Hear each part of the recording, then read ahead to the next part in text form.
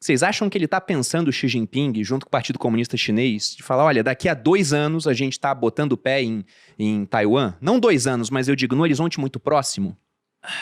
Essa é uma pergunta muito difícil de responder, mas o fato passa pela cabeça deles, né? Assim, como vai ser feito, a gente não sabe, mas esse é o objetivo de longo prazo dele, de unificar a China de novo. E ele também assiste o que está acontecendo do outro lado, né? Assim, uma coisa que é importante de falar, até voltando para a indústria de semicondutores, por exemplo, se hoje a China, chega em Taiwan e fala assim, agora Taiwan é minha, tá? Não é, vamos dizer que isso aconteceu. E o chinês chega na fábrica da TSMC, ele não consegue produzir semicondutor. Não é você ligar o botãozinho da máquina lá e sair imprimindo. Você tem meia dúzia de engenheiros no planeta Terra que tem capacidade técnica de operar aquela máquina. Para que aquela máquina funcione, você tem que ter suporte incondicional da SML, que está lá na Holanda mandando suporte. Você tem um chip específico de silício que funciona para aquela máquina que tem 99,18 noves depois da casa da vírgula de pureza para poder imprimir esse tipo de semicondutor, que tem 2 empresas nos Estados Unidos que conseguem produzir isso. Então, assim, não é que você imprimiu, apertou o botão e sai fazendo semicondutor de ponta. O chinês não tem a cadeia inteira, né? Assim, o chinês ele não consegue chegar em Taiwan e conseguir produzir esse semicondutor. Ele está investindo, ele está tentando fazer, mas é muito mais fácil para os Estados Unidos, que domina quase todo o restante da cadeia, construir capacidade produtiva ou nele, ou apoiar outros países do Ocidente, como Coreia do Sul e Japão, para fazer esse pedaço de impressão, do que a China ter todo o restante da cadeia dentro de casa. Então a própria China sabe, e assim, e eles são bem espertos, que ele não consegue entrar em Taiwan e começar a fazer o semicondutor. Inclusive, o Morris Chang, que é o fundador, criador do conceito da TSMC e um dos principais acionistas até hoje, é um senhorzinho dos seus 90 anos de idade, ele fala que eles construíram em Taiwan o que ele chama de Silicon Shield, que é o escudo de silicone, que é o escudo de silício, né? Que é a matéria-prima dos semicondutores. Porque é tão importante o que ele faz e é tão difícil que ninguém consegue replicar direito, que a China tem medo de entrar em Taiwan com violência, porque senão ela não tem semicondutor, e os Estados Unidos têm medo de que a China entre, então ele protege Taiwan também. Então ele criou meio que um escudo baseado na capacidade que ele tem de fazer semicondutor. E mesmo cedendo às pressões geopolíticas de fazer fabricar nos Estados Unidos, no Japão e diversificar, a TSMC mantém o principal laboratório de pesquisa e dos semicondutores mais avançados dentro de Taiwan por uma decisão deles mesmo. Quase uma decisão de defesa de Taiwan. Ela está protegida enquanto ninguém mais no mundo conseguir fazer igual ele faz aquilo lá. Então, no final do dia, eu acho que dá para você ver por várias medidas. Desde os Estados Unidos, ele proibiu que as empresas americanas de ponta de semicondutores vendessem equipamentos por chineses, não só o semicondutor de ponta. Não pode vender o equipamento que faz semicondutor de ponta, e qualquer americano que trabalha em empresa chinesa tentando desenvolver semicondutor de ponta perde o passaporte. Ele proibiu que a mão de obra americana, que é a melhor do planeta, trabalhe nisso para eles.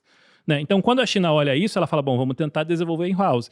E eles estão tomando várias medidas para preparar a China para o mundo onde ela não consegue contar mais com o Ocidente em termos de tecnologia. Então você tem no tabuleiro, nos dois lados, todo mundo se preparando. Mas é um negócio super complexo, não é trivial. E eu acho que todo mundo sabe da dependência dos dois lados da indústria de semicondutor de ponta. Então isso acaba protegendo a gente, quando a gente fala gente, humanidade, de um conflito bélico entre as duas maiores potências do planeta, por conta disso.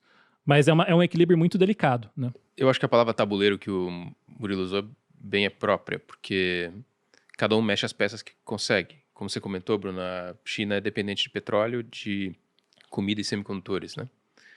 Então, o que eu faço com semicondutores? Como o Murilo comentou, não tenho o que fazer. Então, eu tenho o que fazer, mas isso vai demorar muito tempo, vai demorar, assim, não dá. Então, faço acordo com o Brasil para tentar importar comida, faço acordo com países produtores de petróleo naquilo que eu consigo me proteger. Cada ato tem sua consequência, né? Então, invadir Taiwan simplesmente por invadir, qual é a consequência disso? O que eu ganho com isso, né? Então, acho que tudo isso faz parte do tabuleiro, mas no final das contas, os movimentos não parecem são simples assim, né? Então, a complexidade desses movimentos são muito maiores. Por isso que é muito difícil imaginar se isso vai acontecer ou não. é uma complexidade imensa, mas não nos parece ser o caso num curto espaço de tempo. Mas vendo pelo cenário, pelo visto, os Estados Unidos está na frente. Não, hoje eles estão na frente. Não dá para a China falar, esse daqui, essa bola é minha, ninguém vai mais jogar, porque os Estados Unidos segue jogando, no caso. É que a China, a meu ver, ela tem uma vantagem, pelo menos, né? E aí eu queria saber a opinião de vocês. Novamente, citando esse livro do Ray Kurzweil que eu tô lendo, lá ele fala o seguinte, ele começa falando sobre a evolução da vida no planeta Terra. Porque ele fala que é um processo que veio se acelerando. Bilhões de anos sem vida no universo, aí formou a Terra, aí ficou um tempão sem vida e de repente vem organismos unicelulares. Aí demora bilhões de anos para virar pluricelular. Aí daqui a pouco vai e vira peixe. Daí anfíbio. Aí milhares de anos répteis, outros milhares mamíferos. Aí vem o ser humano e o ser humano começa a fazer tudo evoluir de uma maneira drástica até que ele vai e cria uma inteligência artificial. Que não chegou no ponto ainda de falar, nossa, isso aqui é quase humano, né? Porque o ChatGPT é surpreendente, mas antes dele tem o Deep Blue, muito bom em jogar xadrez, ganhou do Kasparov. Sim, mas você não sabe a diferença entre um gato e um cão. Sim. E uma criança de 2 anos saberia. Mas agora tá chegando num nível realmente exponencial. Então não tenho dúvida que daqui a alguns anos a gente vai olhar para o Maya e falar, cara, isso aqui é mais inteligente do que a humanidade inteira somada. E essa vai ser a arma suprema de guerra. Só que na hora que os americanos eles começam a desenvolver isso, e desde o começo desse ano, com a porta escancarada pelo ChatGPT, você tem muita discussão, você tem o Elon Musk falando, para esse negócio, o Yuval Harari falando a mesma coisa. E por mais que todo mundo sabe que não dá para parar, que essa estrada está pavimentada com ouro, quem percorre primeiro pega o ouro na frente. Mas tem muita discussão em sociedades abertas. Na China não vai ter discussão. Se o Xi Jinping falar, desenvolve, mas tem o risco de não sei o quê, desenvolva, né? Ou senão você vai sumir e voltar daqui a 3 meses mais magro adorando o grande irmão. Então, a China, ela tem uma série de barreiras a menos para esse desenvolvimento. Vocês acham que ela está muito atrás, ela está próxima, porque eles falam, não, queremos ser o líder em tal setor em tanto tempo. E como eles botam muito recurso e não tem barreiras, muitas vezes conseguem. Dá para a China passar nessa escala, rumo a essa arma suprema de guerra? Quantas horas a gente